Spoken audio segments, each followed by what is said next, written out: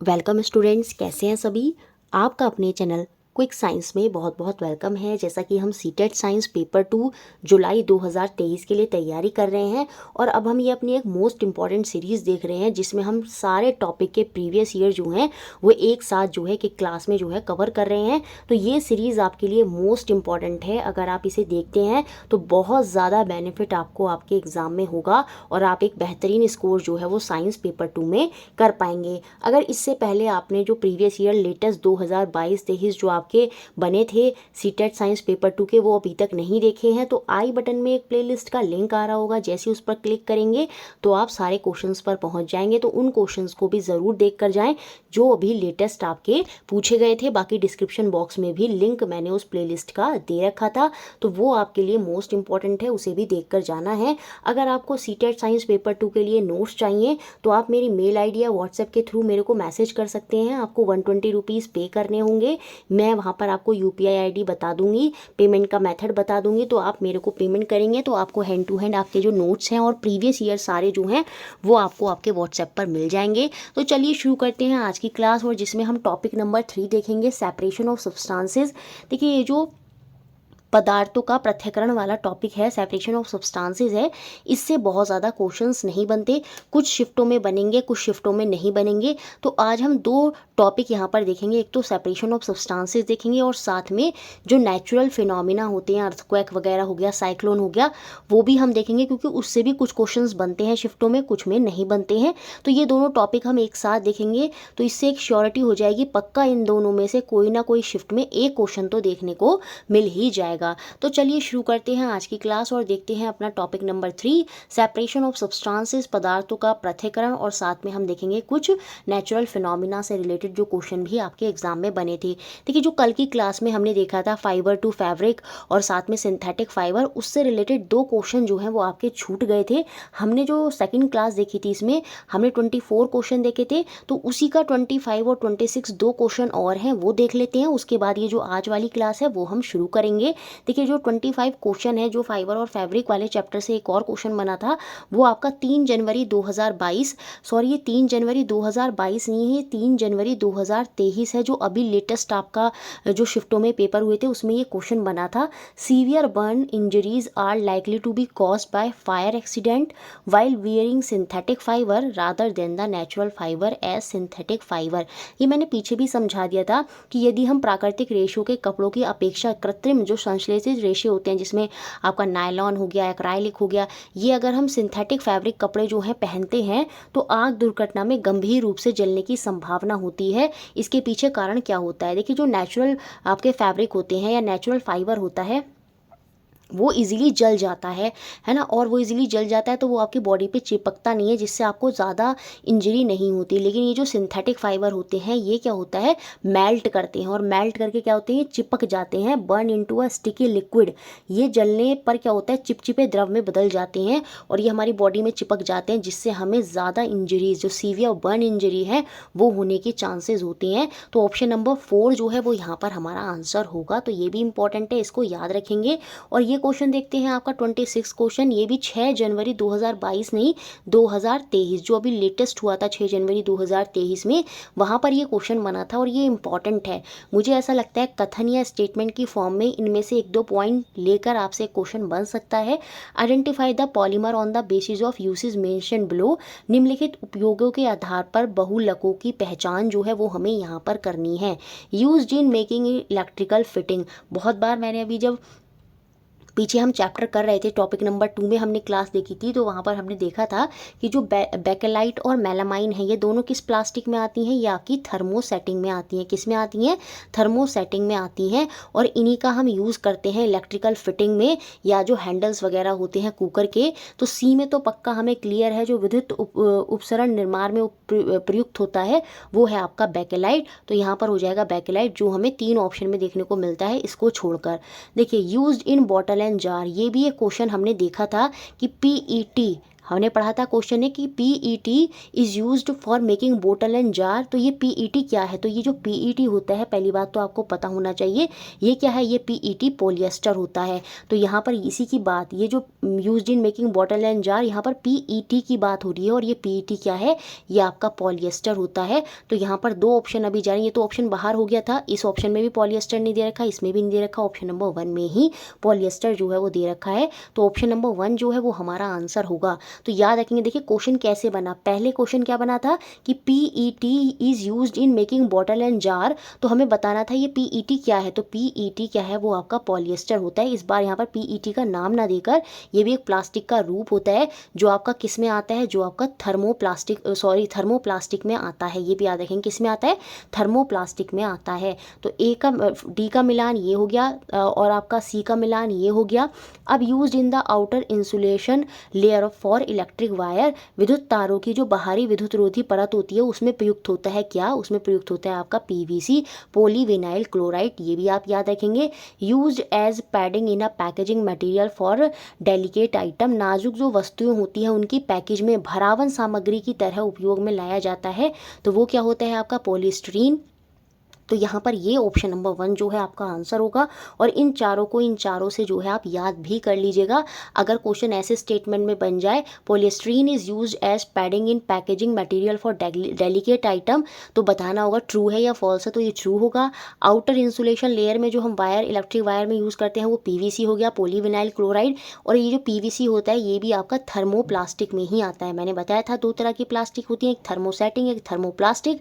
Thermoplastic में आपके PVC, PET, polythene ये सब आ जाते हैं। और थर्मोसेटिंग में 2 ही आते हैं, बेकेलाइट और मेलामाइन। तो इलेक्ट्रिकल फिटिंग में बेकेलाइट का हम यूज़ करते हैं और जो बॉटल और जार होते हैं उसमें पीईटी का यूज़ करते हैं, जिसे हम क्या बोलते हैं? पॉलिएस्टर जो है बोलते हैं। और ये जो पॉलिएस्टर होते हैं इनमें फ्रूटी स्मेल जो है वो हमें देखने को मिलती है। ये एस्टर बने होते हैं और ये एस्टर किसके होते हैं? कार्बन हाइड्रोजन की जो चैन है, मल्टीपल चैन यहाँ पर फॉर्म जो है वो होती है। तो ये भी आपको याद रखना है। तो ये दोनों क्वेश्चन हमारे रह गए थे, इन दोनों क्वेश्चन को भी हमने कर लिया। और इसी के साथ जो हमारे सारे क्वेश्चन थे फाइबर फैब्रिक वो सारे कंप्लीट हो गए, क्योंकि हमें एक भी क्वेश्चन नहीं छोड़ना है। तो ये 2 क्वेश्चन छूट गए थे आपके। ये 2022 में नहीं, 2023 में जो है वो आपके क्वेश्चंस बने थे।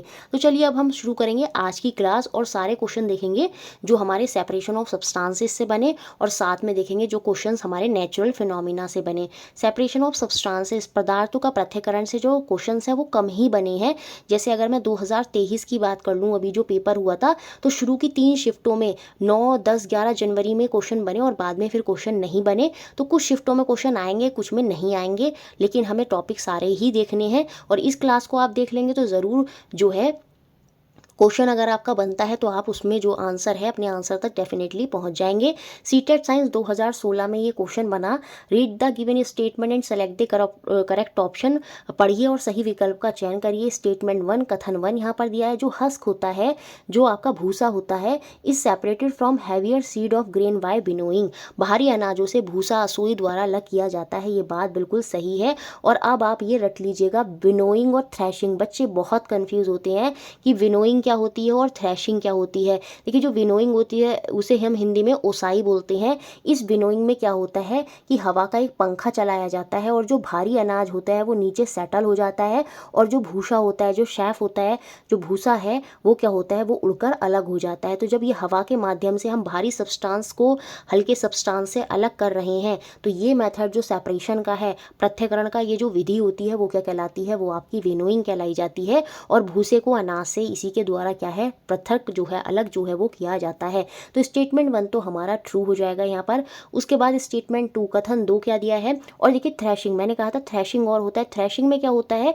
जो हमारा धान होता है उसको हम क्या करते हैं? पत्थर पर पीटते हैं। आपने देखा होगा पुराने ज़माने में जो पिक्चर होती थी, जो पत्थरों पर होता है, बहुत सारे पत्थरों पर क्या करते हैं? अनाजों को पीटते हैं, और उसको पीटने से क्या होता है? वो जो अनाज है उसमें टूटकर जो है वहाँ पर अलग हो जाते हैं। तो वो जो पीट कर अलग करने वाली विधि होती है सब्सटेंस को, वो होती है आपकी थ्रैशिंग। तो थ्रैशिंग और विनोइंग दोनों ही आपको याद रखना है। विनोइंग में हवा चलती है, जैसे विंड, WIN से याद रख सकते हैं। विंड जो होता है WIND, विंड होता है, तो उसी से आप याद रखेंगे। मतलब यहाँ पर हवा चलाई जाती है और भूसा जो है वो हल्का होता है, वो अलग हो जाता है, और भारी सब्सटेंस अलग हो जाता है। थ्रैशिंग में क्या होता है? पिटाई होती है, उसमें पत्थर पर जो है अनाज को मारते हैं तो दोनों मेथड ही आपको अच्छे से याद रखने होंगे। स्टेटमेंट 2 क्या है, difference in the size of particle in a mixture is utilise to separate them by the process of sieving and filtration. बिल्कुल, विभिन्न आकार के जो कणों के जो मिक्सचर हैं उनको चालन व निस्यंदन प्रक्रिया द्वारा अलग किया जाता है। देखिए चालन विधि क्या होता है, सीविंग क्या होता है, जैसे आपने देखा होगा मम्मी जो होती हैं वो आटे को छानती हैं। अब आटे को छानने में क्या होता है, जो आटे के मोटे मोटे पार्टिकल्स होते हैं वो उसमें ऊपर आ जाते हैं और जो पतला आटा होता है वो छन के नीचे चला जाता है। तो वही मेथड क्या होता है, आपका सीविंग होता है। तो इसमें यही तो कह रहा है कि जो पार्टिकल हैं डिफरेंट साइज़ के, कुछ मोटे हैं कुछ पतले हैं, वो क्या होते हैं जो मिक्सचर में होते हैं उनको हम सेपरेट कर लेते हैं, उनको हम पृथक कर लेते हैं। किस विधि के माध्यम से, चालन विधि के माध्यम से, सीविंग के माध्यम से, जो छन्नी होती है उसके माध्यम से। और दूसरा होता है फिल्ट्रेशन। फिल्ट्रेशन में भी ऐसी होता है, जैसे हम चॉक को वाटर से सेपरेट करते हैं तो वो चॉक के कण जो हैं, वो पार्टिकल जो होते हैं उसमें उनका साइज़ जो होता है वो ज़्यादा होता है पानी के साइज़ से। तो जो मोटे पार्टिकल वाले कण के पार्टिकल हैं वो क्या होता है, फिल्टर पेपर पर जाकर चिपक जाते हैं। तो ये दोनों मेथड ही हम यूज़ कर सकते हैं अगर हमें डिफरेंट साइज़ के जो पार्टिकल्स हैं, जो कण हैं डिफरेंट आकार के, उनको अगर मिश्रण में से अलग करना है तो निस्यंदन और चालन विधि दोनों का प्रयोग हम कर सकते हैं। तो दोनों ही स्टेटमेंट जो है वो हमारे यहाँ पर ट्रू है। तो ऑप्शन नंबर 1 जो है वो हमारा यहाँ पर आंसर हो गया। नेक्स्ट क्वेश्चन सेकेंड, ये बहुत ही डाउटफुल क्वेश्चन था जो आपका सीटेट साइंस 2020 के जो पेपर हुआ था वहाँ पर बना था।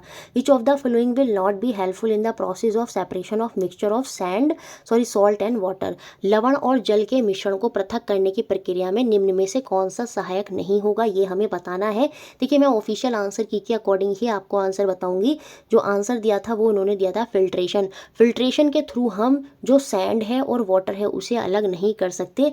बाकी अगर मैं एक और वे से देखूँ तो अगर मैं रिवर्स ऑस्मोसिस कर दूं तो उसमें हम फिल्ट्रेशन के थ्रू जो है क्या कर सकते हैं, सॉल्ट और वाटर को अलग कर सकते हैं। तो उस केस में निस्तारण डिकेंटेशन भी मेरा आंसर हो सकता था, लेकिन इन्होंने जो आंसर माना वो फिल्ट्रेशन ही माना। तो अब हमें यही जो है अपना आंसर मानना होगा। अब देखिए समझ लेते हैं, ये सॉल्ट है ये वाटर है, सॉल्ट में से वाटर को अलग करना है तो आप पढ़ते हैं जो समुद्री जल होता है उसमें सॉल्ट होता है और धूप में क्या होता है, भाप बनता है पानी, तो सॉल्ट वहाँ पर अलग हो जाता है। तो इवेपोरेशन या बॉइलिंग के थ्रू तो मैं सॉल्ट और वाटर को अलग कर सकती हूँ। तो ये तो बिल्कुल हो जाएगा। डिस्टिलेशन क्या होता है, इसमें भी क्या करते हैं, आसवन में भी क्या करते हैं, अलग अलग टेम्परेचर पर हम बॉइलिंग करते हैं। जैसे दो लिक्विड हैं उनका बॉइलिंग पॉइंट अलग अलग है, दो लिक्विड हैं जिनका जो बॉइलिंग पॉइंट है वो अलग अलग है। एक 70 डिग्री पर ही बॉइलिंग शुरू कर देता है, मतलब भाप बनना शुरू कर देता है, और एक 100 डिग्री पर भाप बनना शुरू कर देता है। तो इसमें क्या होता है, जब हम हीट प्रोवाइड करते हैं तो डिस्टिलेशन में क्या होता है, अब जो 70 डिग्री पर ही बॉइल करना शुरू कर देगा वो जल्दी से भाप बनकर निकल जाएगा और इसको बॉइलिंग में होने में 100 डिग्री लगेगा। तो इस बीच में ये जो है, जो दूसरा लिक्विड है जिसका बॉइलिंग पॉइंट कम था वो क्या हो गया, अलग हो गया, और जिसका बॉइलिंग पॉइंट ज़्यादा था वो वहीं पर रह जाएगा। तो इस तरह से अलग अलग बॉइलिंग पॉइंट जहाँ पर लिक्विड के होते हैं तो उनमें हम क्या करते हैं, वहाँ पर डिस्टिलेशन मेथड का जो यूज़ है, आसवन विधि जो है वहाँ पर हम प्रयोग कर लेते हैं। तो सेम यहाँ पर भी यूज़ हो जाएगी। सॉल्ट और वाटर के केस में वाटर जल्दी इवेपोरेट हो जाएगा और सॉल्ट जो है वहाँ पर एज इट इज़ रह जाएगा। और जब ये वाटर इवेपोरेट होता है तो इसको हम अलग एक कंटेनर में डाल लेते हैं जहाँ पर ये भाप फिर से क्या होता है, अपनी पुरानी अवस्था में जो है वहाँ पर आ जाती है। अब देखिए डिकेंटेशन क्या होता है और सब्लिमेशन तो बाद में देखेंगे, अभी पहले हम डिकेंटेशन ही देख लेते हैं। और सेडिमेंटेशन जो है वो क्या होता है, देखिए दो चीज़ होती हैं, डिकेंटेशन और सेडिमेंटेशन। सेडिमेंटेशन में क्या होता है, जो इनसॉल्युबल सॉलिड होता है, इनसॉल्युबल जो पानी में घुलेगा नहीं, वो होता है इनसॉल्युबल सॉलिड, जो होगा वो पानी में नीचे बैठ जाता है। जैसे पानी में मैंने मिट्टी डाली तो मिट्टी क्या है, इनसॉल्युबल सॉलिड है, वो क्या हुआ पानी में जाकर क्या हो गया, बैठ गया। तो जब लिक्विड में कोई हैवी इनसॉल्युबल सब्सटेंस हम डालते हैं और वो पानी में जाकर, उस लिक्विड में जाकर अगर नीचे बैठ जाता है तो वो मेथड जो होता है उसमें पानी ऊपर हो गया और वो जो इनसॉल्युबल सब्सटेंस है वो नीचे चला गया। तो ये मेथड कहलाता है आपका क्या, सेडिमेंटेशन। याद रखेंगे क्या कहलाता है, सेडिमेंटेशन। अब क्या हुआ, देखिए ये नीचे है और पानी ऊपर है। अब मैं अगर दूसरे कंटेनर में इस पानी को अलग कर लेती हूँ तो ये क्या कहलाता है, डिकेंटेशन कहलाता है। निस्तारण जो है वो हमारी विधि कहलाती है। कणों का नीचे बैठना, इनसॉल्युबल हैवी पार्टिकल्स का नीचे बैठना जो है वो सेडिमेंटेशन है, और उसमें से लिक्विड को अलग करना जो है वो आपका क्या हो जाता है, डिकेंटेशन होता है, निस्तारण होता है। तो डिकेंटेशन भी इन्होंने कहा कि जैसे यहाँ पर इन्होंने ऐसे माना होगा, अब इसको सही कैसे माना कि जैसे आप नमक को डालते हैं, पानी में डालते हैं, नॉर्मल वाटर में डालते हैं, तो नमक को जब आप जैसे डालेंगे ना तुरंत, तो नमक जो है ना उसमें एकदम से घुलता नहीं है। आपने देखा होगा जो नमक है अगर आप पानी में डालेंगे तो चम्मच चलानी पड़ती है तब जाके वो घुलता है, शुरू में वो घुलता नहीं, नीचे जाके बैठ जाता है। तो उस केस में हम क्या कर सकते हैं, पानी को एकदम से अगर हम अलग कर लें तो उस विधि में भी हमारा जो सॉल्ट और वाटर है वो अलग हो सकता है। इसी के बेसिस पर इन्होंने जो आंसर है वो आपका फिल्ट्रेशन माना था। बाकी फिल्ट्रेशन के थ्रू भी हम ऐसा कर सकते हैं, लेकिन उसमें रिवर्स ऑस्मोसिस जो है वो होता है, वो एक अलग प्रोसेस होता है। जो एक सेमी परमिएबल मेम्ब्रेन होती है जिसके थ्रू क्या होता है, आयंस जो पार्टिकल्स होते हैं वो वहाँ पर अलग किए जाते हैं पानी में से। तो वो रिवर्स ऑस्मोसिस यहाँ पर लिखा नहीं है, शायद इसी वजह से ऑप्शन नंबर सेकंड जो है, इस मेथड के थ्रू हम सॉल्ट और वाटर को अलग नहीं कर सकते। अगर फिल्ट्रेशन की जगह रिवर्स ऑस्मोसिस आ जाए तो वो वहाँ पर सही हो जाएगा। ठीक है, तो डिकेंटेशन के थ्रू भी हम अलग कर सकते हैं, डिस्टिलेशन और बॉइलिंग के थ्रू भी हम सॉल्ट और वाटर को अलग कर सकते हैं, लेकिन फिल्ट्रेशन के थ्रू हम ऐसा नहीं कर सकते। यही आंसर हमारा ऑफिशियल आंसर की में दिया था। नेक्स्ट क्वेश्चन, थर्ड क्वेश्चन जो आपका 28 दिसंबर 2021 में बना, विच of the following is not an application of method of separation called centrifugation. निम्न में से कौन सा भी केंद्र द्वारा पृथक्करण की विधि का अनुप्रयोग नहीं है, ये हमको बताना है। सेंट्रीफ्यूगेशन का बहुत अच्छा एग्जाम्पल है। बचपन में क्या हुआ करता था, जो हमारी दादी होती थी वो क्या करती थी, रई वगैरह जो होती है वो एक मटके में डालती थी और उसको खूब चलाती थी, और उस चलाने से क्या होता था, जो मक्खन था वो उसमें अलग हो जाया करता था। तो वही गोल गोल घुमाकर चलाकर मक्खन को अलग करना, वो क्या था, वो आपका सेंट्रीफ्यूगेशन मेथड होता है, अभिकेंद्रण होता है, जिसमें हम क्या करते हैं, गोल गोल क्या करते हैं, घुमाते हैं और दोनों सब्सटेंस जो है वहाँ पर अलग हो जाती हैं। तो यहाँ पर हमें बताना है कौन सा मेथड नहीं है। क्या पूछ रहा है, नहीं है। Separation of water from wet cloth in a washing machine, बिल्कुल इसमें क्या होता है, मशीन में आप मशीन को गोल गोल घुमाते हैं, जब सुखाने वाली मशीन में डालते हैं तो जो पानी है वो उसमें से अलग हो जाता है, जो गीले कपड़े होते हैं। तो ये सेंट्रीफ्यूगेशन मेथड के थ्रू हम कर सकते हैं, ये बात बिल्कुल सही है। Separation of butter from milk, दूध से मक्खन जो है अलग करना, उसमें बिल्कुल हम गोल गोल रई से अगर हम उसे घुमाएंगे तो घुमाने से क्या होगा, जो मक्खन है वो दूध से अलग हो जाता है। तो यही जो सेंट्रीफ्यूगेशन मेथड है, इसमें इसी तरह से हम जो है सब्सटेंस को अलग करते हैं। तो ये मेथड भी यहाँ पर सही है। बाकी separation of food item from adulteration, ये यहाँ पर नहीं होगा। इसमें आपका क्रोमेटोग्राफी मेथड का यूज़ करते हैं, जो इंक वगैरह होती है, अलग अलग कलर वहाँ पर शो होते हैं, उसके थ्रू हम जो है अडल्ट्रेशन का पता लगाते हैं कि फूड में अडल्ट्रेशन हुई है नहीं हुई है। तो इसमें सेंट्रीफ्यूगेशन मेथड का यूज़ जो है वो आपका नहीं होता। बाकी डायग्नोस्टिक टेस्ट इन लेबोरेटरी, प्रयोगशालाओं में निदान सूचक परीक्षणों के लिए बिल्कुल वहाँ पर सेंट्रीफ्यूगेशन मेथड यूज़ करते हैं। आपने देखा होगा अगर आप किसी लैब में जाएंगे तो वहाँ पर ब्लड के जो सैंपल होते हैं वो इस तरह से एक मशीन में जो है वहाँ पर लगे हुए रहते हैं, और जब उसको गोल करके घुमाया जाता है, सेंट्रीफ्यूगेशन वहाँ पर किया जाता है, तो जो उसमें प्लाज्मा होता है, येलो पार्ट होता है ब्लड का, वो उसमें से अलग हो जाता है। तो याद रखेंगे, ब्लड के सेपरेशन में भी उसके प्लाज्मा को अलग करने के लिए और उसका दूसरा पार्ट अलग करने के लिए हम क्या करते हैं, सेंट्रीफ्यूगेशन मेथड का यूज़ करते हैं। तो डायग्नोस्टिक टेस्ट इन लेबोरेटरी में भी आपका ये मेथड यूज़ होता है, सेंट्रीफ्यूगेशन। तो आंसर यहाँ पर कौन सा नहीं होगा, आपका ऑप्शन नंबर 3 जो है, उसमें जो पृथक्करण की विधि है उसमें हम सेंट्रीफ्यूगेशन जो है अभिकेंद्रण का प्रयोग नहीं। नेक्स्ट क्वेश्चन जो आपका 30 दिसंबर 2021 में बना था, a farmer find that legume seed which he had stored for sowing next season have been attacked by insect. तो एक किसान ने देखा जो फलियों के बीज है अगले मौसम में बोए जाने के लिए उसने रखे थे, उनमें कीड़ा लग गया है। तो which of the following method will you suggest to separate healthy seed and infected seed, कौन सी विधि का प्रयोग करके संक्रमित बीजों और स्वस्थ बीजों को अलग किया जा सकता है, ये हमको बताना है। जब भी ये आ जाए कि अनाज को क्या कहते हैं, लकड़ी पर क्या कहते हैं या पत्थर पर पीटने के बाद जो है उसमें से उसको अलग किया जा रहा है, तो वो वहाँ पर थ्रेशिंग मेथड यूज़ होता है। बाकी सीविंग में क्या होता है, जैसे आपको बताया था, छलनी के थ्रू हम आटा को छान लेते हैं। डिफरेंट जो साइज़ के पार्टिकल हैं उनको अलग करने के लिए हम छानना विधि का यूज़ करते हैं। हैंड पिकिंग क्या होता है, जो अलग से ही जैसे कंकड़ वगैरह होते हैं हम चावलों में छान देखते हैं, वो आपका हैंड पिकिंग होता है। यहाँ पर बेस्ट मेथड कौन सा होगा, अगर आपको हेल्दी और इन्फेक्टेड सीड्स का पता लगाना है, पुटिंग इन वाटर, पानी में डालने से क्या होगा, जो इन्फेक्टेड सीड होती हैं, जो कीड़ों ने खा ली होती हैं वो हल्की हो जाती हैं, और हल्की होने की वजह से वो पानी के ऊपर आ जाएंगी और आप इजीली उनको अलग कर लेंगे, और हेल्दी सीड जो है वो पानी में नीचे रहेंगी। तो putting in water method use करके आप ऐसा कर सकते हैं। तो ऑप्शन 3 मेरा यहाँ पर आंसर होगा। नेक्स्ट क्वेश्चन 4 जो 10 जनवरी 2022 में बना था, which property of solid particle is use for the process of sedimentation. ये जो सेडिमेंटेशन होता है, ये जो अवसादन विधि होती है, इसमें जो सॉलिड पार्टिकल हम यूज़ करते हैं वो कैसे होते हैं, उनकी क्या प्रॉपर्टी होती है, उनमें क्या गुण होती हैं, ये हमें बताना है। तो जो सॉलिड पार्टिकल एक लिक्विड में डाले जाते हैं सेडिमेंटेशन में, अवसादन विधि में, वो कैसे होते हैं, वो हैवी और इनसॉल्युबल होते हैं वाटर में, भारी और जल में अघुलनशील होते हैं। इसी वजह से हैवी होने की वजह से क्या होता है, वो पानी के नीचे जाके बैठ जाते हैं और वो पानी में घुलते नहीं हैं। तो ये जो नीचे जाके बैठना होता है हैवी और इनसॉल्युबल पार्टिकल का, जो पानी में घुलेंगे नहीं और हैवी होंगे, तो यही जो बैठना होता है पार्टिकल का, सॉलिड पार्टिकल का, यही कहलाता है आपका क्या, सेडिमेंटेशन। तो जो सॉलिड पार्टिकल हैं वो कैसे होते हैं, हैवी और इनसॉल्युबल होते हैं, जल में अघुलनशील होते हैं। तो ऑप्शन नंबर 4 जो है वो मेरा यहाँ पर आंसर होगा। नेक्स्ट क्वेश्चन 5 जो आपका 11 जनवरी 2022 में साइंस के पेपर में बना, after rain impurities and suspended particle settle down, which of the flowing process is responsible for this. वर्षा के उपरांत क्या होता है, जो अशुद्धियाँ और निलंबित कण होते हैं वो नीचे बैठ जाते हैं।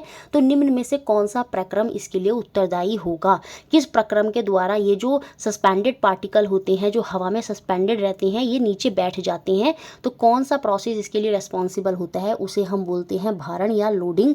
अब इसको समझिए क्या होता है। अब देखिए जैसे बारिश वगैरह होती है, जो सस्पेंडेड पार्टिकल होते हैं वो हवा में इस तरह से लटके रहते हैं। सस्पेंड मतलब उसमें बीच में लटके रहना। अब वो हल्के होते हैं, इस वजह से वो नीचे नहीं बैठ पाते। अब उसमें क्या करते हैं, हम लोडिंग विधि में कुछ ऐसे केमिकल्स का यूज़ करते हैं जो इस पार्टिकल पर, जो ये हल्के पार्टिकल जो सस्पेंडेड हैं एयर में, उनके पास जाकर क्या होती है, चिपक जाती हैं और उन पार्टिकल को जो हल्के हैं वो हैवी बना देते हैं। और जब ये पार्टिकल हैवी हो जाती हैं तो क्या होता है, हैवी होने की वजह से ये नीचे बैठ जाएंगे। तो यही जो केमिकल के थ्रू वो पार्टिकल पर जाकर चिपक रहे हैं और उन पार्टिकलों को कैसा बना रहे हैं, जो सस्पेंडेड पार्टिकल हैं, जो निलंबित कण हैं, उनको जो भारी बना रहे हैं। और भारी बनने के बाद क्या हो रहा है, वो सस्पेंडेड पार्टिकल जो है वो नीचे बैठ जा रहे हैं। तो ये प्रोसेस जो होता है इसे ही हम क्या बोलते हैं, इसे हम लोडिंग बोलते हैं। तो ऑप्शन नंबर 2 जो है वो यहाँ पर हमारा आंसर होगा। इंपॉर्टेंट है, याद रखेंगे। तो लोडिंग को भूलना मत। जब भी सस्पेंडेड पार्टिकल को जो हवा में लटके हुए हों या कहीं भी कोई पार्टिकल अगर लटके हुए हों, अगर उन्हें हमें, वो हल्के हैं इसी वजह से तो लटके हुए हैं, अगर उन्हें हमें हैवी बनाकर नीचे सेटल डाउन कराना है तो कौन सा मेथड वहाँ पर यूज़ होता है, तो आप याद रखेंगे लोडिंग मेथड जो होता है वहाँ पर यूज़ होता है। सेडिमेंटेशन अब आपके माइंड में जो है, जो अवसादन विधि है वो भी अच्छे से क्लियर आपके माइंड में हो गई होगी। नेक्स्ट क्वेश्चन देखते हैं, 6th क्वेश्चन जो 17 जनवरी 2022 में क्वेश्चन बना था। इसमें एक ही पार्ट जो है वो आपका सेपरेशन ऑफ मेथड से रिलेटेड है, पदार्थों के पृथक्करण से रिलेटेड है, और मुझे लगता है यहाँ से क्वेश्चन बन सकता है। तो ये मैच द फ्लोइंग करने थे। कॉलम 1 में क्या है, process of crop cultivation in column A and statement in column B. ठीक है, स्तंभ ए में जो है दी गई फसलों को बोने और काटने की विधियाँ को स्तंभ बी में दिए गए कथनों से मिलान करना है। हार्वेस्टिंग क्या होता है, फसल का काटना क्या होता है। Cutting of crop after maturation, बिल्कुल फसल परिपक्व होने पर जब हम उसकी कटाई करते हैं, बहुत इजी है। तो वो क्या होता है, हार्वेस्टिंग होता है। फर्स्ट का मिलान थर्ड से होगा। तो 2 ऑप्शन हमें यहाँ पर दिख रहे हैं। अब देखिए यहाँ पर थ्रेशिंग लिखा है, दावना या गहाना। तो थ्रेशिंग इंपॉर्टेंट है, ये पूछ लेगा आपसे, दानों को भूसे से अलग करना, grain seed separated from chef, जो भूसा है उससे अलग करने की विधि, जो ग्रेन सीड्स हैं, जो दानों को भूसे से अलग करने की जो विधि है वो कौन सी अपनाई गई है, यहाँ पर थ्रेशिंग अपनाई गई है।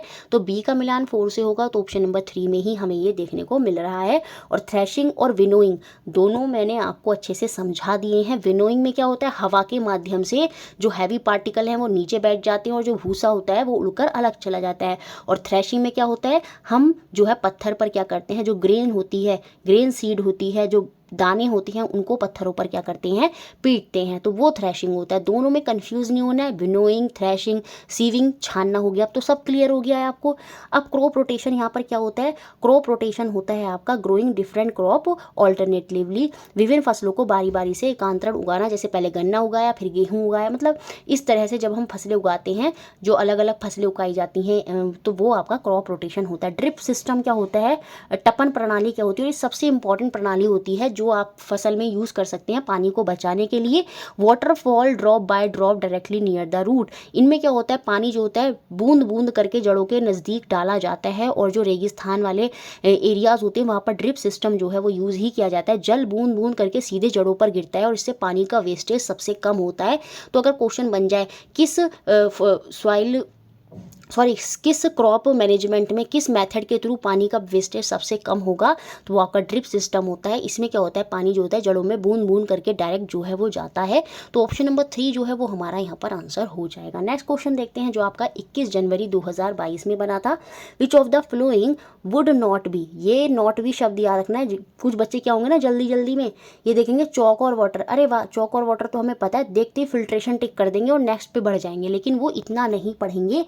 यहाँ पर लिखा है which of the flowing will not be, कौन सा हेल्पफुल नहीं है in the process of separation of mixture of chalk and water. Chalk और पानी के मिश्रण को अगर आपको अलग करना है, पृथक करना है, तो कौन सी प्रक्रिया कौन सी जो है यहाँ पर सहायक नहीं होंगी, ये हमको यहाँ पर बतानी है। तो फिल्ट्रेशन तो यहाँ पर पक्का आपकी जो होती है वो सहायक होती है।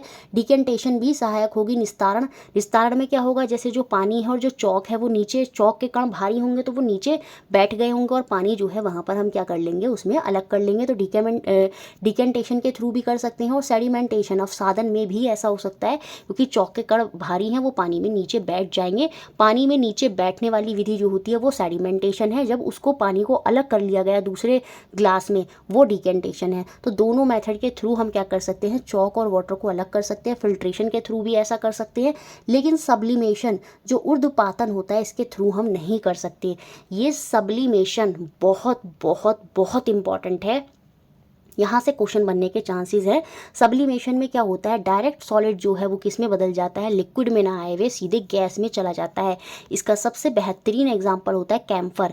कैम्फर क्या होता है, कपूर जब आप जलाते हैं अपने घर में तो आपने देखा होगा वो डायरेक्ट गैस में बदल जाती है। तो जब सॉलिड डायरेक्ट गैस में बदलता है तो वो सब्लिमेशन होता है। जैसे आयोडीन जो होती है, अगर हमें उसे सैंड से अलग करना होता है, आयोडीन को अगर आपको सैंड से अलग करना है तो वहाँ पर जब हम टेम्परेचर देंगे तो जो आयोडीन है वो डायरेक्ट क्या होता है आपका वेपर में जो है कन्वर्ट हो जाती है। तो बिना लिक्विड स्टेट में आए हुए जब वो डायरेक्ट वेपर या गैस में बन जाती है तो वो मेथड आपका सब्लिमेशन ऊर्ध्वपातन होता है। इंपॉर्टेंट है, याद रखना है बहुत ज़्यादा।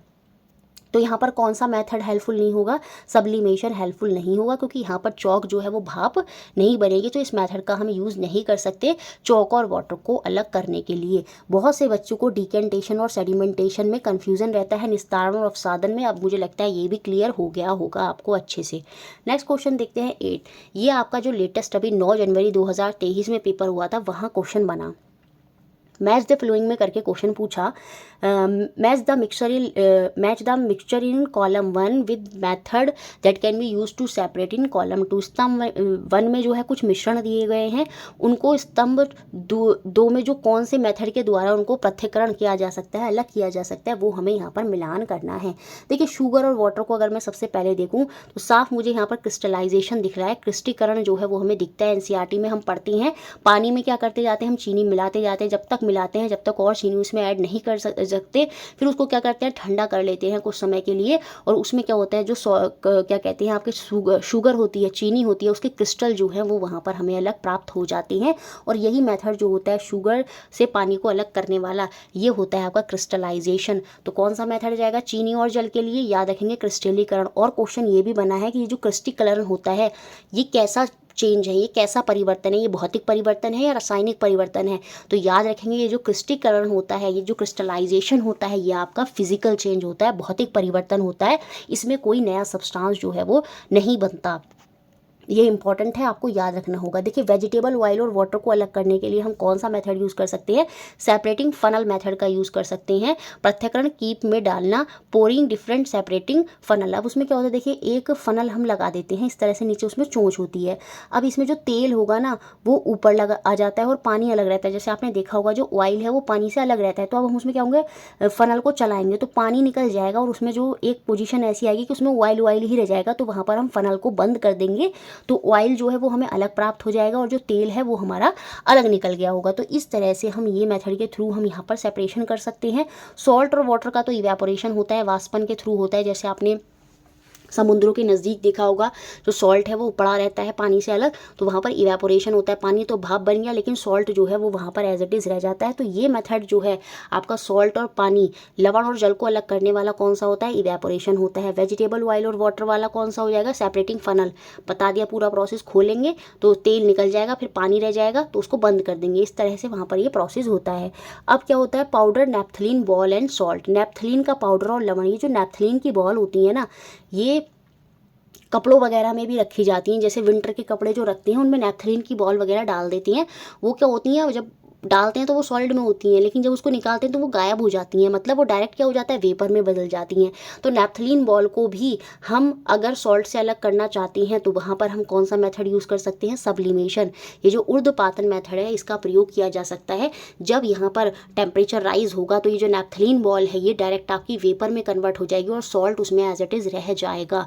तो ये जो नेपथलीन बॉल हो गई, चाहे आपका आयोडीन हो गया, इनको हम किसके थ्रू सेपरेट कर सकते हैं, सब्लिमेशन के थ्रू। या चाहे आपका कैम्फर हो जाए, कपूर हो जाए, इनको हम सब्लिमेशन, डायरेक्ट सॉलिड इनमें क्या होता है, गैस में जो है वो कन्वर्ट हो जाता है। तो यहाँ पर जो आंसर होगा ए का मिलान आपका थर्ड होगा, जो एकमात्र सेकंड ऑप्शन में दे रखा है, तो सेकंड ऑप्शन ही यहाँ पर हमारा आंसर होगा। नेक्स्ट क्वेश्चन देखते हैं जो आपका 10 जनवरी 2023 में बना। अगले दिन वाली शिफ्ट में भी सेम इस तरह का ही क्वेश्चन बना था। अब यहाँ पर भी हमको इनके सेपरेशन के जो विधियाँ हैं वो यहाँ पर बतानी है।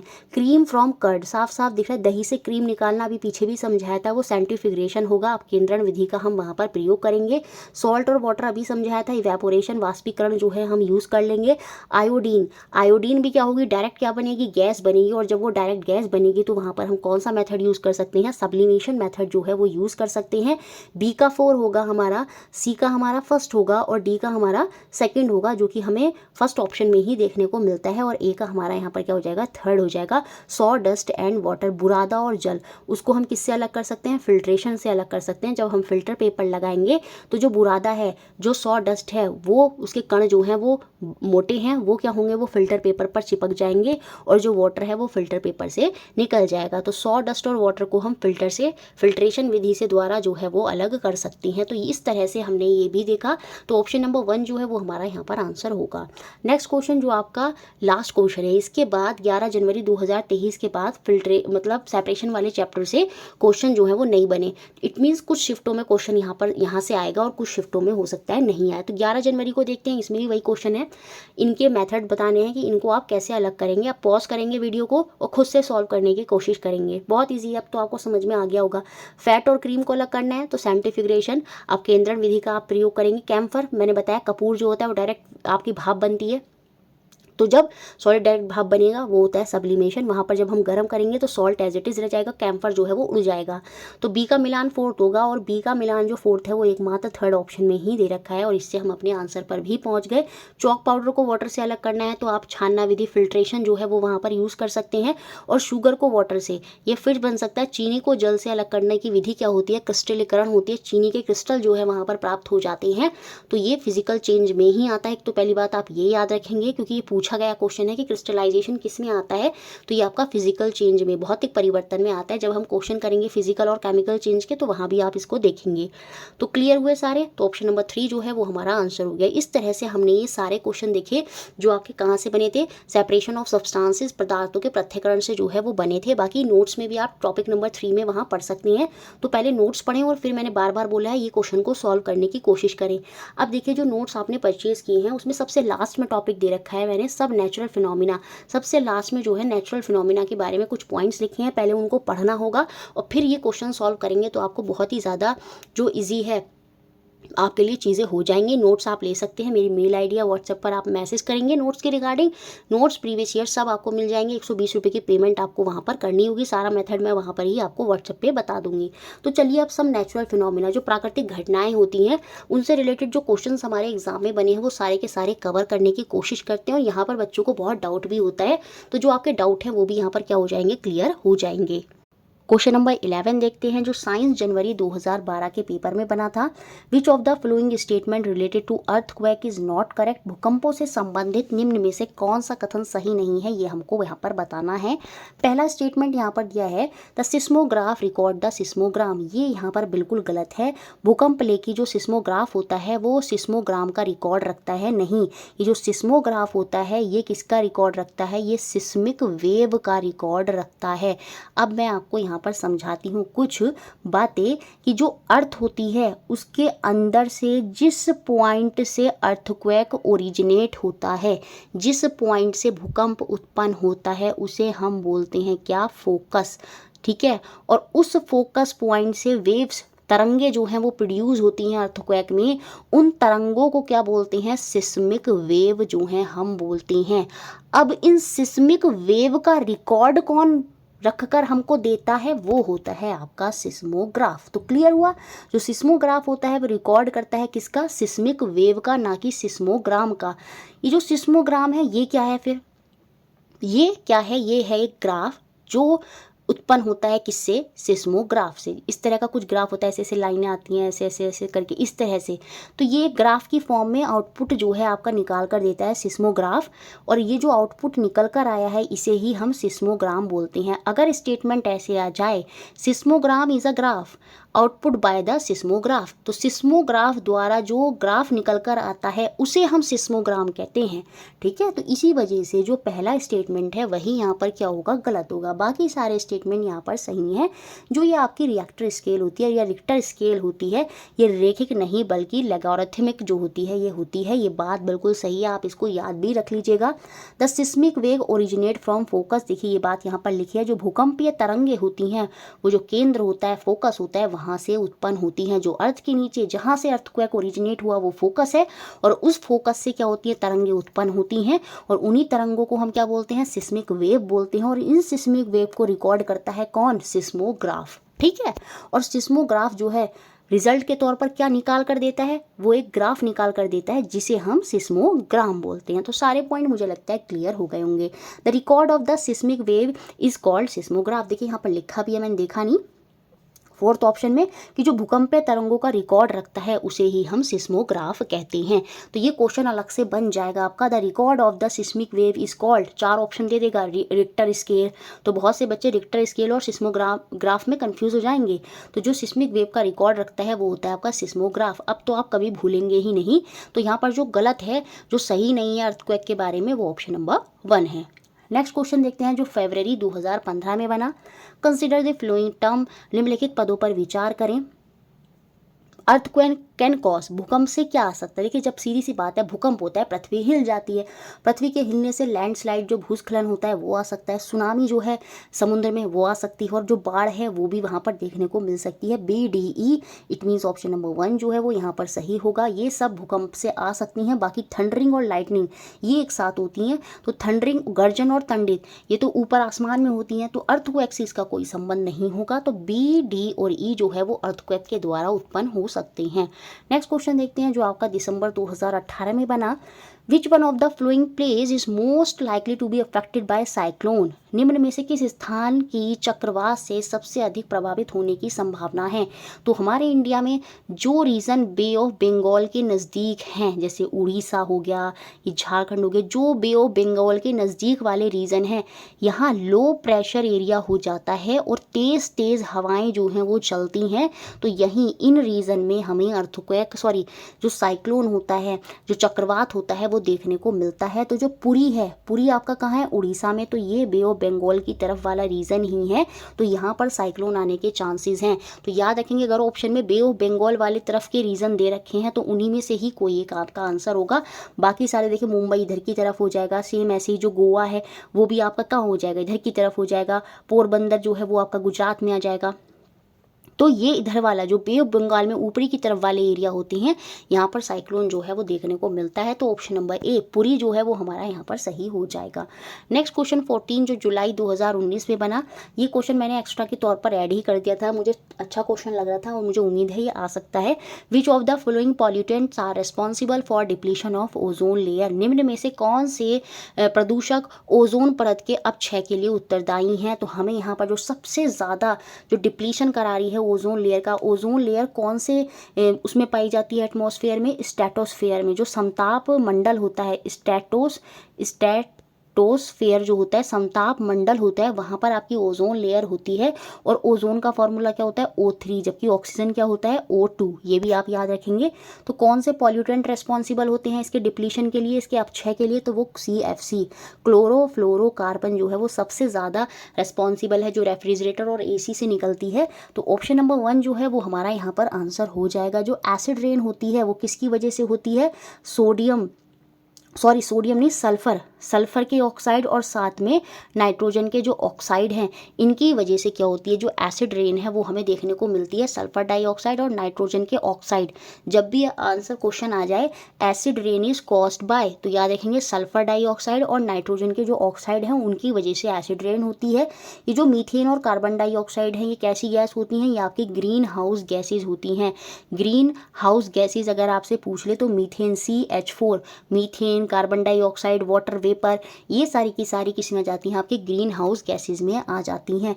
कार्बन मोनोऑक्साइड जिसे हम CO से रिप्रेजेंट करते हैं, जब हम ईंधन को जलाते हैं और वो पूरी तरह से नहीं जलते, इनकम्प्लीट कंबस्चन जहाँ पर होता है, जैसे कोयला वगैरह होता है, तो वहाँ पर एक गैस प्रोड्यूस होती है जो हमारे फेफड़ों के लिए हानिकारक होती है, जिसकी वजह से हमें सांस लेने में दिक्कत होती है। वो कौन सी होती है, वो कार्बन मोनोऑक्साइड ही होती है। बहुत से एक्स्ट्रा पॉइंट मैंने यहाँ पर क्लियर करे और मुझे लगता है ये सब चीज़ें आपको अब अच्छे से समझ में आ गई होंगी। नेक्स्ट क्वेश्चन देखते हैं 15 क्वेश्चन जो 20 जनवरी 2021 में बना। विच of the following statement is incorrect in contest of earthquake, निम्न में से कौन सा कथन भूकंप के संबंध में गलत है, ये हमको यहाँ पर बताना है। Most earthquake are caused by sudden slipping of tectonic plate and by volcanic eruption। बिल्कुल, अधिकतम जो भूकंप होते हैं विवर्तनिक प्लेटों के अचानक फिसलने से, जो प्लेटें होती हैं इनके हिलने से ही क्या होती है, और ज्वालामुखी विस्फोट के कारण ही जो है अर्थक्वेक जो है वो हमें देखने को मिलते हैं। ये बात यहाँ पर सही है।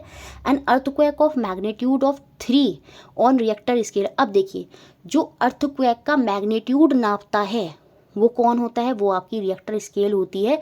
अगर ये पूछा जाए किसके द्वारा हम मैग्नीट्यूड बताएंगे अर्थक्वेक का कि वो कितने हैं, जैसे 3 मैग्नीट्यूड का है, 4 का है, 7 का है, 8 का है, वो कौन बताता है, वो आपकी रिएक्टर स्केल बताती है। और ये यहाँ पर ये कहता है अगर magnitude of 3 on Richter scale can trigger a tsunami, यही बात यहाँ पर गलत है।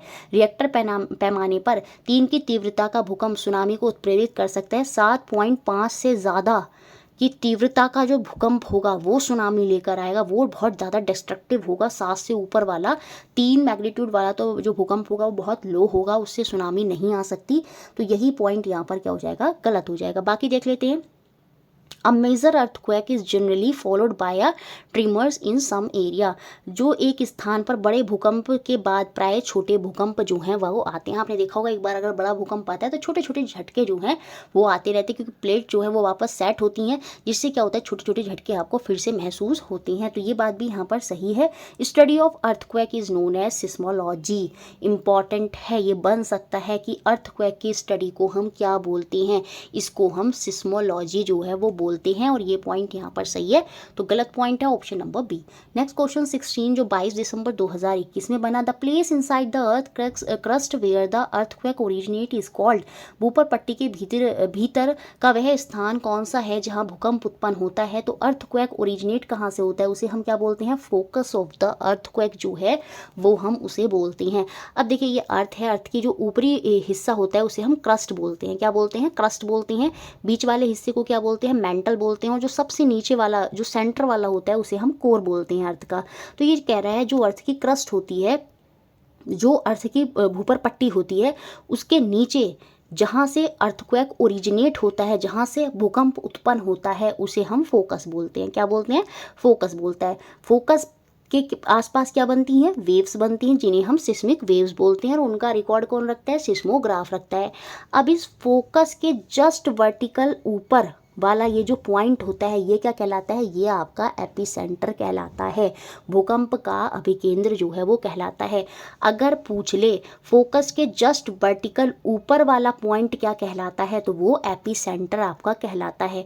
और जब भूकंप आता है तो कुछ क्रैक्स आते हैं आपके, और वही जो क्रैक्स होते हैं वो क्या कहलाते हैं, वो फॉल्ट ऑफ अर्थक्वेक कहलाते हैं, पृथ्वी का भ्रंश मंडल जो है वो आपका कहलाता है। अब देखिए ये जो भूकंप होता है प्लेट्स के हिलने की वजह से आता है, और इन प्लेट्स की बाउंड्रीज पर जो एरियाज होते हैं वो सबसे ज़्यादा खतरनाक एरियाज होते हैं, वहाँ पर सबसे ज़्यादा डिस्ट्रक्शन होने के चांसेस होते हैं। तो वो जो खतरनाक एरियाज होते हैं वो हमारे क्या कहलाते हैं, सिस्मिक जोन, फॉल्ट जोन या वीक जोन जो है वो कहलाते हैं। पृथ्वी का भूकंप मंडल, seismic zone of the earth, वो जगह हैं जो प्लेट्स के बहुत बाउंड्रीज पर होती हैं, और उन एरियाज में भूकंप से डिस्ट्रक्शन होने वाले जो है, टूट जाएगी पृथ्वी पूरी, वहाँ पर उन एरियाज में जो हैं वो एरियाज जो ज़्यादा प्रोन होंगे अर्थक्वेक के, वो होते हैं आपके सिस्मिक जोन, या फॉल्ट जोन भी उन्हें ही बोलते हैं, या वीक जोन भी हम उन्हें ही बोलते हैं। तीनों वर्ड एक हैं। क्वेश्चन बनेगा सिस्मिक जोन को हम और क्या क्या कहते हैं, तो सिस्मिक जोन को ही हम फॉल्ट जोन भी कहते हैं, सिस्मिक जोन को ही हम वीक जोन भी कहते हैं। फॉल्ट जोन को हम पूछ लेगा क्या कहते हैं, सिस्मिक जोन ही कहते हैं। तो सारे पॉइंट मुझे लगता है अब आपको अच्छे से क्लियर हो गए होंगे। नेक्स्ट क्वेश्चन देखते हैं 17 जो आपका 24 दिसंबर 2021 में बना। A boy was walking on a road when suddenly a thunderstorm occur, what should he do to protect himself from being stuck by lightning. एक लड़का सड़क पर जा रहा था, अचानक बादलों की गड़गड़ाहट हुई, उसे अपने आप को बिजली गिरने से बचाने के लिए क्या करना चाहिए।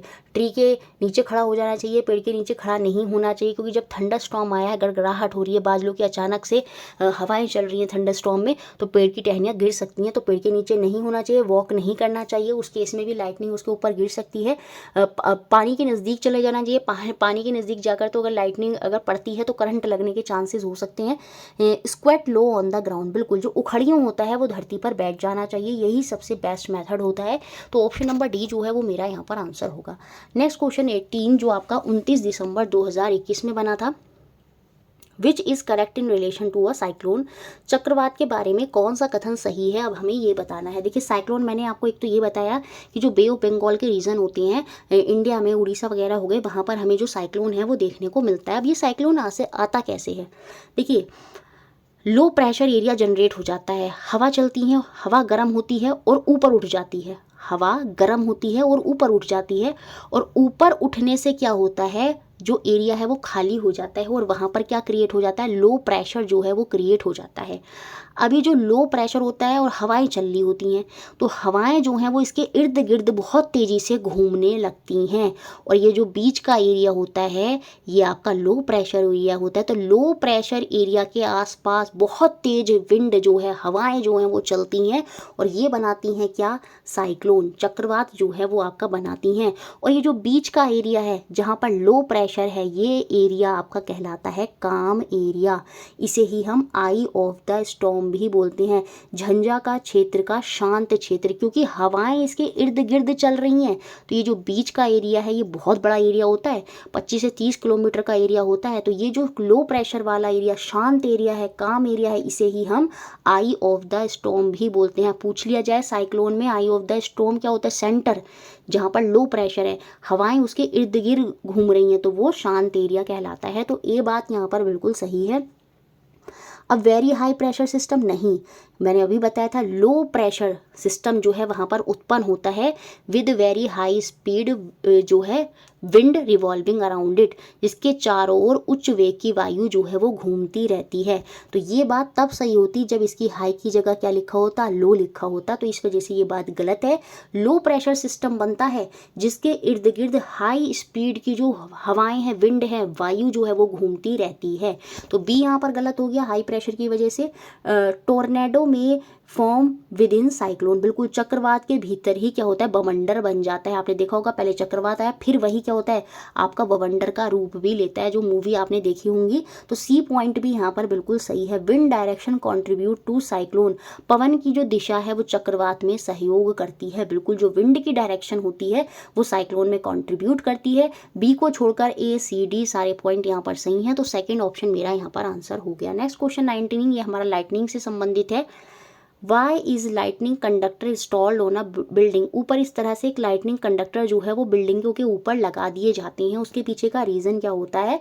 जब लाइटनिंग जो चार्ज कंडक्ट करती है तो वो उसको ऊपर से कहाँ ट्रांसफ़र कर देती है, नीचे ट्रांसफ़र कर देती है। It conduct electric charges on the ground when lightning strike the building, तो जब जो लाइटनिंग है अगर वो बिल्डिंग पर पड़ रही है, तो जब वो लाइटनिंग कंडक्टर जो है जो इंस्टॉल हुआ है बिल्डिंग पर, जब उससे वो टकराएगी तो वो क्या करेगा, इलेक्ट्रिक चार्जेस को ग्राउंड पर ट्रांसफ़र कर देगा when lightning strike the building. तो ऑप्शन नंबर 3 जो है वो यहाँ पर सही होगा। बिजली की इमारत से टकराने पर जो उत्पन्न आवेश होंगे उनको यह क्या कर देता है, भूमि में संवाहित कर देता है। तो ये इसी वजह से इमारतों पर क्या होता है, जो आपके टंदित चालक होते हैं वो आपके वहाँ पर लगाए जाती हैं। तो ऑप्शन नंबर 3 यहाँ पर आंसर है। और ये क्वेश्चन आपका 3 जनवरी, अभी जो पेपर हुए थे, 3 जनवरी 2022 के पेपर में ये बना था क्वेश्चन, अभी वाले में नहीं बना था। फिर 4 जनवरी को जो आपका क्वेश्चन बना 2022 के पेपर में, which of the following activities should be avoided during thunder storm to safeguard oneself, अपनी सुरक्षा सुनिश्चित करने के लिए तंडित झंझा बादलों का जो गर्जन होता है उसके दौरान कौन सा मानव क्रियाकलाप नहीं करना चाहिए, ये हमको यहाँ पर बताना है। क्या आपको नहीं करना चाहिए, टॉकिंग थ्रू वायर्ड फ़ोन, तार वाले फ़ोन से बातचीत नहीं करनी चाहिए, ठीक है, क्योंकि थंडर स्टॉर्म के समय लाइटनिंग उत्पन्न होगी तो वायर जो हैं, वायर्ड फ़ोन जो होते हैं, तार वाले फ़ोन जो होते हैं, उनसे हमें बातचीत जो है वो नहीं करनी चाहिए, क्योंकि वहाँ पर करंट आने के चांसेस जो हैं वो आपके हो सकते हैं। तो ऑप्शन नंबर 1 जो है वो यहाँ पर सही होगा, ठीक है। इसके बाद अब हम आगे क्वेश्चन देखेंगे। क्वेश्चन देखने से पहले देखिए, अगर आपको नोट्स चाहिए बायलिंगुअल NCERT के साथ में प्रीवियस ईयर ये सब आपको मिल जाएंगे 120 रुपये में। मेरी मेल ID या व्हाट्सएप के थ्रू आप मेरे को मैसेज कर सकती हैं नोट्स के और प्रीवियस ईयर के रिगार्डिंग, वो भी सिर्फ साइंस के ही मेरे पास अवेलेबल हैं। अब ये वो क्वेश्चंस देखते हैं जो आपके अभी रिसेंट 2023 में बने थे। 17 जनवरी 2023 में क्वेश्चन बना क्या, seismograph is an instrument that is used to measure the intensity of earthquake.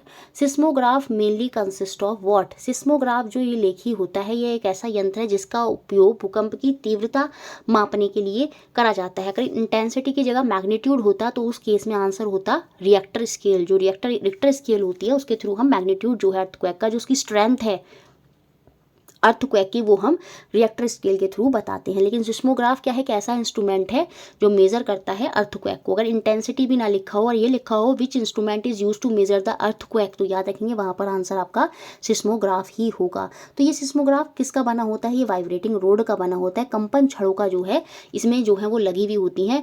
It में कंसिस्ट ऑफ कंपन छड़, तो ऑप्शन नंबर 1 जो है वो यहाँ पर हमारा आंसर होगा। नेक्स्ट क्वेश्चन जो 19 जनवरी 2023 में बना, विच of the following statement is not true regarding thunderstorm, ये जो तंडित झंझे होते हैं इनके संदर्भ में कौन सा कथन सत्य नहीं है, ये हमको यहाँ पर बताना है। Thunderstorm usually take place in hot and humid area, बिल्कुल जो तंडित झंझा होता है वो गर्म एवं आर्द्र क्षेत्रों में ही उत्पन्न होता है, क्योंकि जो हवा होती है वो गर्म होकर उठ जाती है, इसी की वजह से थंडरस्टॉर्म भी जो है वो उत्पन्न होते हैं। तो ये हॉट और ह्यूमिड एरिया में ही ज़्यादा हमें देखने को मिलते हैं। In thunderstorm rain are complain by high speed wind and lightning, बिल्कुल जो तंडित झंझा होता है, याद रखिए पूछा जाएगा उसमें क्या क्या आता है, उसमें तेज गति से पवनें चलती हैं, बिजली की चमक जो है उसके साथ साथ वर्षा जो है वो हमें थंडरस्टॉर्म में देखने को मिलती है। जब भी थंडरस्टॉर्म आएगा तो बारिश भी होगी, तेज हवाएं चलेंगी और बिजली कड़कड़ाएगी। तो बिजली अगर आपसे पूछ ले जब तेज हवाएं चल रही हैं, बिजली कड़कड़ा रही है, बारिश हो रही है, तो बताइए वो क्या है, तो वो आपका थंडरस्टॉर्म है। तो ये भी आपको याद रखना है। थंडरस्टॉर्म जो होता है, जो तंडित झंझा होता है, कैन बिकम साइक्लोन, बिल्कुल यही आगे चल के जो है आपका चक्रवात में जो है परिवर्तित हो सकता है। ये बात बिल्कुल सही है। और इसके बाद जो फोर्थ ऑप्शन है कि the speed of wind in thunderstorm is more than the cyclone, नहीं, जब साइक्लोन आता है तो उसमें जो विंड होती है ना वो बहुत तेज होती है एज कम्पेयर टू थंडरस्टॉर्म। तो जो स्पीड ऑफ विंड है, जो तंडित झंझों में पवनों की गति है वो चक्रवातों की अपेक्षा अधिक होती है, नहीं, चक्रवातों से कम होती है, चक्रवातों में ज़्यादा होगी। किसके कंपैरिजन में? तंडित झंझा जो थंडरस्टॉर्म है उसके कंपैरिजन में। यहाँ पर उल्टा लिखा है, इस वजह से फोर्थ ऑप्शन ही यहाँ पर सही नहीं होगा। किसके बारे में? तंडित झंझा जो थंडरस्टॉर्म है उसके बारे में। तो क्वेश्चन बन सकता है थंडरस्टॉर्म कैसे आता है? थंडरस्टॉर्म जो है जब हाई स्पीड, क्या मतलब क्या लाता है? तो हाई स्पीड विंड आती है, लाइटनिंग होती है, बारिश होती है। कैसे एरिया में जनरली आता है? हॉट और ह्यूमिड एरिया में जो है ये हमें देखने को मिलता है। क्वेश्चन बने क्या थंडरस्टॉर्म साइक्लोन बन सकता है? बिल्कुल, जो थंडरस्टॉर्म है, जो तंडित झंडा है वो चक्रवात में परिवर्तित हो सकता है। सारे पॉइंट्स आपको अच्छे से याद रखने होंगे। नेक्स्ट क्वेश्चन देखते हैं जो आपका 19 जनवरी 2023 में ही बना। अब इसको करने में कोई दिक्कत नहीं आई क्योंकि अर्थक्वेक से संबंधित तो सब कुछ मैंने अच्छे से आपको समझा दिया है। Choose the correct set of option, सही विकल्पों का जो सही समुच्चय वो हमें यहाँ पर चुनना है। Region that are geographically more prone to earthquake, क्षेत्र जो भौगोलिक रूप से भूकंपों के लिए प्रवृत्त होते हैं, वही एरिया जो बाउंड्री के नज़दीक होते हैं, वो एरिया, वो रीजन हमारे क्या कहलाते हैं? वो हमारे सिस्मिक जोन जो हैं वो कहलाते हैं। अगर इस सिस्मिक जोन की जगह फॉल्ट भी लिखा होता, फॉल्ट जोन कहलाते हैं, तब भी ये सही हो जाता। तो याद रखेंगे भूकंप के नज़दीक वाले वो एरिया जो जहाँ पर अर्थक्वेक आने के चांसेस सबसे ज़्यादा होते हैं वो आपके सिस्मिक जोन जो है वो कहलाते हैं। तो यहाँ पर सिस्मिक जोन दो ऑप्शन में अब हमको दे रखा है। Point where seismic wave originate, अच्छा वह बिंदु जहाँ पर भूकंपी तरंगे उत्पन्न होती हैं, तो वो हमको पता है वो हमारा फोकस होता है, तो उसे ही हम सिस्मिक फोकस कहते हैं। सिस्मिक फोकस के आसपास ही क्या होती हैं आपकी जो सिस्मिक वेव होती हैं वो उत्पन्न होती हैं। तो बी हो जाएगा seismic focus. It means option number second जो है वो मेरा यहाँ पर आंसर होगा। अब देखिए जब मैं सी को देखती हूँ तो इसमें लिखा है the point vertically above the origin of seismic wave. देखिए जो सिस्मिक वेव उत्पन्न हो रही हैं उसके वर्टिकल जस्ट ऊपर वाला पॉइंट क्या कहलाता है?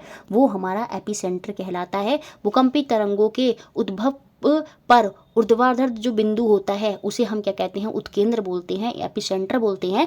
तो ऑप्शन नंबर सेकंड जो है वो मेरा यहाँ पर आंसर होगा। नेक्स्ट क्वेश्चन देखते हैं जो हमारा 20 जनवरी 2023 में बना। यहाँ पर पूछ रहा है कि कौन सा स्टेटमेंट जो है, ऑप्शन जो है वो इनकरेक्ट है अबाउट अर्थक्वेक। भूकंपों के संबंधित कौन सा विकल्प सही नहीं है ये हमको बताना है। Earthquake generally tend to occur in fault zone, बिल्कुल जो भूकंप होता है वो सामान्यतः जो भ्रंश मंडल होते हैं वहाँ पर आता है फॉल्ट जोन, वही एरिया जो प्लेटों के नज़दीक होते हैं। तो जो प्लेटों की बाउंड्रीज पर एरिया होते हैं या सिस्मिक जोन होते हैं, फॉल्ट जोन होते हैं, वहाँ पर अर्थक्वेक ज़्यादा आने के चांसेस होते हैं। ये बात तो हो गई बिल्कुल सही। The energy of earthquake is major on Richter scale, बिल्कुल जो उसकी एनर्जी है, जो उसकी स्ट्रेंथ है, जो उसका मैग्नीट्यूड है वो किस में मेज़र होता है? वो हमारा जो रिएक्टर मापी होता है उसके द्वारा हम भूकंप की जो ऊर्जा है उसको मेज़र करते हैं। ये बात भी यहाँ पर बिल्कुल सही हो गई। Earthquake is caused by disturbance inside the earthquake, earth crust, बिल्कुल भूपर पट्टी के में उथल पुथल के कारण भूकंप जो है उत्पन्न होता है। वहाँ पर जो टेक्टोनिक प्लेट्स होती हैं वो हिल जाती हैं, तो उन्हीं की अर्थ क्रस्ट के नीचे जो डिस्टर्बेंस है उसकी वजह से अर्थक्वेक आता है। ये बात भी बिल्कुल सही है। It is possible to predict earthquake using seismograph. देखिए सिस्मोग्राफ क्या करता है? ये तो रिकॉर्ड रखता है किसका? जो सिस्मिक वेव बनी है उनका। तो ये क्या पॉसिबल है कि हम प्रेडिक्ट कर सकते हैं अर्थक्वेक यूजिंग सिस्मोग्राफ? नहीं। भूकंप लेखी के उपयोग से द्वारा भूकंप का पूर्व अनुमान लगाया जा सकता है। यही बात यहाँ पर क्या हो गई है? गलत हो गई है, और हमसे गलत स्टेटमेंट ही यहाँ पर पूछ रहा था। तो ऑप्शन नंबर 4 यहाँ पर गलत हो गया। एक्स्ट्रा क्वेश्चन कुछ और देख लेते हैं। यही सब क्वेश्चन थे जो आपके बने थे। देखिए पावर ऑफ द अर्थक्वेक। अब देखिए यहाँ पर जो क्वेश्चन था ना, ये देखिए यहाँ पर ये इस फॉर्म में था, एनर्जी, पावर, या उसका एनर्जी बोल दे, पावर बोल दे, मैग्नीट्यूड बोल दे, या स्ट्रेंथ बोल दे। तो जब भी इस तरह से कुछ बोल दे तो पावर हो, स्ट्रेंथ हो, ये सब किससे मेज़र होती हैं? ये आके किस स्केल पर मेज़र होती हैं? इसे हम रिएक्टर स्केल बोलते हैं। तो याद रखेंगे power of the earthquake is expressed on a scale called Richter scale. ये एक ऐसा स्केल है जो डिटरमाइन करता है मैग्नीट्यूड, जितना भी मैग्नीट्यूड आ रहा है, जैसे वैल्यू मैंने बताया कि फिजिक्स में मैग्नीट्यूड क्या होता है? वैल्यू, जैसे 3, 4, 5, जैसे फोर्स की वैल्यू होती है 3 न्यूटन, 4 न्यूटन। तो मैग्नीट्यूड क्या है फिजिक्स में? जो आपकी वैल्यू होती है।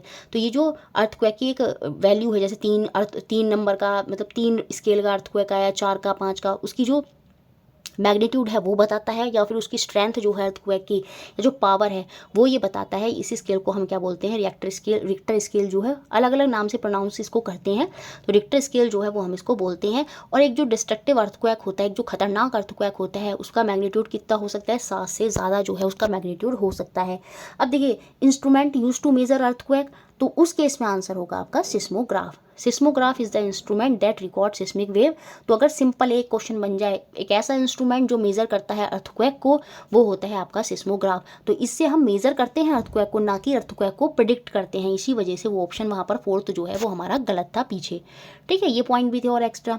उसके अलावा ये देखिए, विच of the flowing occur during lightning. देखिए जब लाइटनिंग होती है आपकी, है ना, लाइटनिंग गड़गड़ाहट होती है, तो वो क्या अकर होता है। तो देखिए उस समय नाइट्रोजन फिक्सेशन जो होता है वो हमें देखने को मिलता है, और नाइट्रोजन का स्थिरीकरण होता है, और वो सॉइल में जो है नाइट्रोजन जो है वो चली जाती है।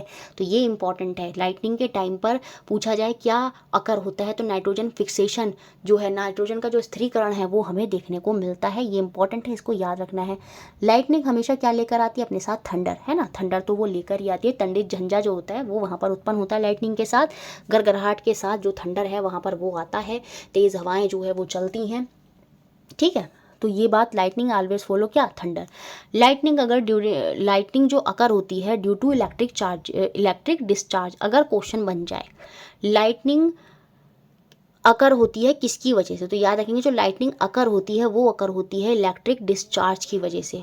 और एक ऐसा डिवाइस जो यूज़ होता है to test whether an object is carrying charge और नॉट, उसे हम क्या बोलते हैं, इलेक्ट्रोस्कोप बोलते हैं। तो ये दोनों पॉइंट भी आप याद रखेंगे। एक तो लाइटनिंग, अगर स्टेटमेंट में क्वेश्चन बन जाए lightning occur due to electric discharge, तो ये बात यहाँ पर सही हो जाएगी। एक ऐसा डिवाइस जो टेस्ट करता है जो एक ऑब्जेक्ट है उसमें चार्ज है या नहीं है, उसे हम क्या बोलते हैं, उसे हम इलेक्ट्रोस्कोप बोलते हैं। तो ये दोनों पॉइंट भी आप याद रख सकते हैं। तो इस तरह से ये पूरी हमारी जो क्लास थी वो खत्म हुई। मुझे लगता है सारे पॉइंट्स आपको अच्छे से क्लियर हुए होंगे। वीडियो अच्छा लगता है लाइक करें, शेयर करें और चैनल से बने